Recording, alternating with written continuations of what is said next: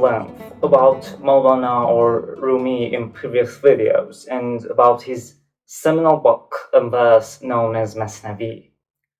I tried to read through and convey the meaning of the prologue to his book, which is written in 34 couplets, and most critics believe it contains a summary of the whole ontology, epistemology, and axiology that Rumi believes in. So, if you haven't watched the previous videos, I seriously advise you to watch them before continuing with this one, although any piece of knowledge is separately worthwhile. If you like this kind of content, I shall also ask you to like the video and subscribe to the channel. And if you find any of these videos helpful in your personal life, I will appreciate it if you simply buy me a coffee. The link is in the description. Now that we are done with the important prologue to Masnavi, we are going to look into 6 excerpts from the 6 volumes of this book to have a general understanding of how Mowlana lays down his worldview in details and contextualize them for application later. The first excerpt that I am presenting is from volume 1, obviously. Since this time we are dealing with a higher number of couplets each time, I don't read the original Persian anymore and go straight to my translation of the story. So here it goes. When the palace of Solomon was built, all the birds came to serve him. They find him a real companion and confidant, and they were ready to give their lives for him. All the birds stopped chirping and started to talk in languages with Solomon more close than brothers. Having a talking company is rooted in real attachment. It can even make illegitimate relations permissible. One may find an Indian and a Turk who understand each other's talk, just as one may find 2 Turks who know Turkish but are so distant that cannot get one another. This having shared language is different from having a language in common. An attachment with the heart is much better than a familiarity with the tongue. Besides, speech and gestures are social norms. There is much more meaning that comes from one's heart. All the birds started to open up to Solomon, presenting their secrets, their skills, and their knowledge. And it was not out of pride, but out of self-expression. So they wanted to pave the way for him to get inside their soul. When a servant likes the master, they show every aspect of the dexterity. Yet, if the servant despises one who owns his service, always pretends to be sick or deaf or mute or lame. Amongst the birds, it was Hudhud's turn to present itself. And speak of his art and his thoughts, Hudhud said, "O dear king, I just talk about one art, which is as limited as the length of my speech, since brevity is always better." Solomon said, "Let us know what is that art." And the bird answered, "When I am flying high, from that altitude I look down with my insightful eyes, and I can see the water even when it is under the surface of the ground. With its depth and color and qualities, knowing whence it comes, whether it's from within or without the ground. So, thou mighty king, whenever you go on a journey or to a fight, take me as my knowledge may come useful." Solomon then answered, "Of course, dear friend, who is hereafter my companion in the depth of arid deserts?"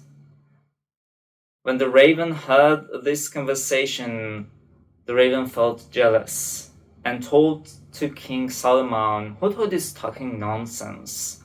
It is not polite to talk untrue things in the presence of the king, let alone things that are impossible, lies for self-promotion.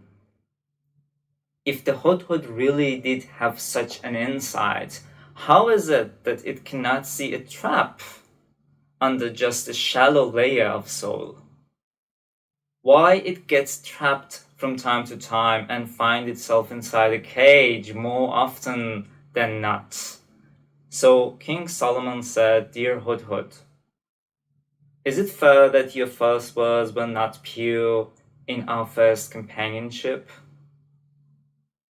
You are like someone who has had milk but plays the role of a drunk in a tavern, as you are talking to me with lies just to have a role in my court."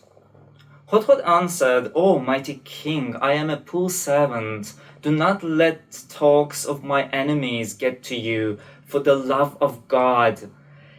If my argument turned out to be senseless, then my life is yours. If the raven denies the predeterminism of the word, it is a heretical fool, even if it's the most intelligent of all birds. One who keeps the company of heretics becomes a companion of deadly sins. I indeed could see the trap when flying, if my eyes were not predetermined to miss them.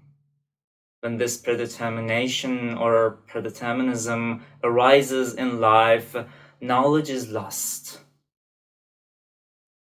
Both day and night become dark, and both moon and sun turn black.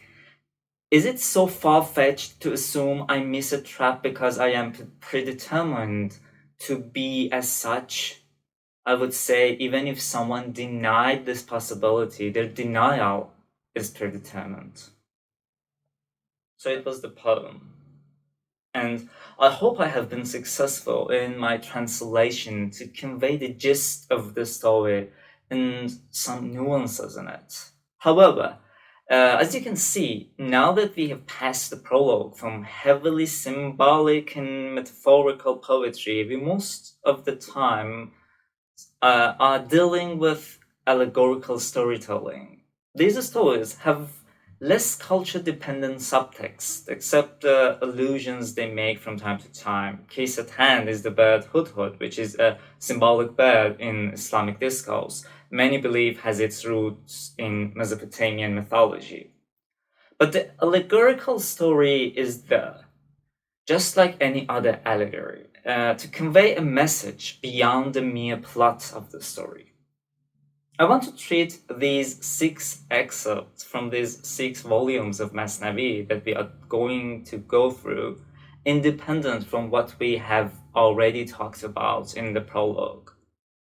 But later, after finishing the 6 excerpts, we try to connect all the dots and find the key to a door that opens to a path that leads us to a spiritual elevation, the remedy that we are looking for.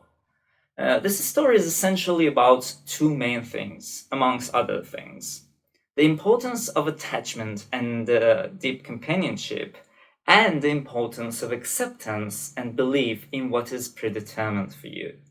Solomon, in the discourse of Islamic era, was a symbol of omnipotence of God on earth, as he was in control of all the living things based on Islamic tradition.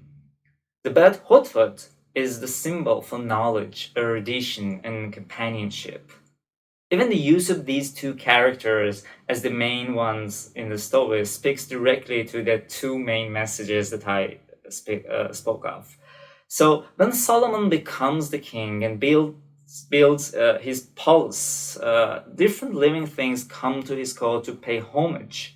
And one of these groups are birds. Mowlana created this plot about birds for one other reason as well, because not only birds are flying creatures living in the sky and elevated in a literal way, but also in previous texts of Islamic mysticism, they have had crucial symbolic role.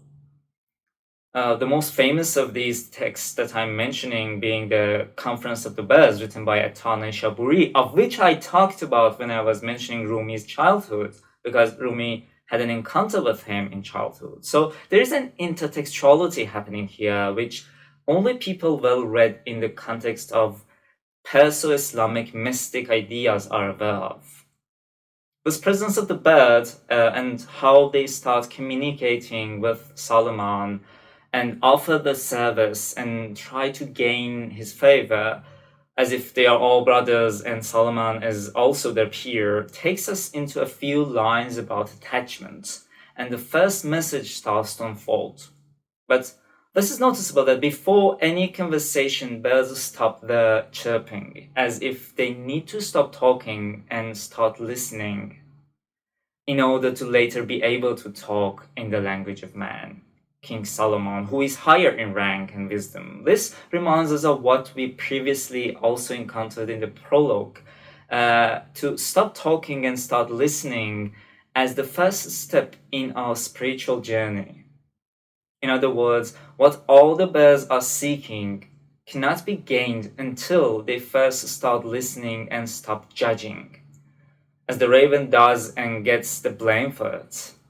And then another thing that is mentioned is a companionship and attachment, which we also have previously seen, mostly in the form of love, and is also a first step towards higher understanding. Mowlana explicitly says that a real and pure attachment is in and of itself valuable to the extent that can make any form of relationship possible and permissible. Possible as in companionship of birds and man, or man and spiritual beings, and permissible as in companionship of two parties whose relationship is deemed unnatural, like man and animal, or a homosexual relationship, or any other example you may think of. So Mowlana says that the real connection happens through the hearts, through love and attachment, and the rest are just social constructions, norms, and even two people who do not share a language may understand each other much better than two people who do, but have distant hearts. While people in gender studies and cultural studies and anthropology started to talk about social constructivism only less than 80 years ago, Rumi is mentioning essentially the same concept centuries before. While most birds are presenting their skills to serve Solomon in this story in a humble way, the raven, the symbol of cunningness in Persian literature, tries to belittle Hudhud in his favor. Mowlana shows us by his juxtaposition how insincere service is different from a self-serving argument, even if it is the most intelligent and reasonable argument.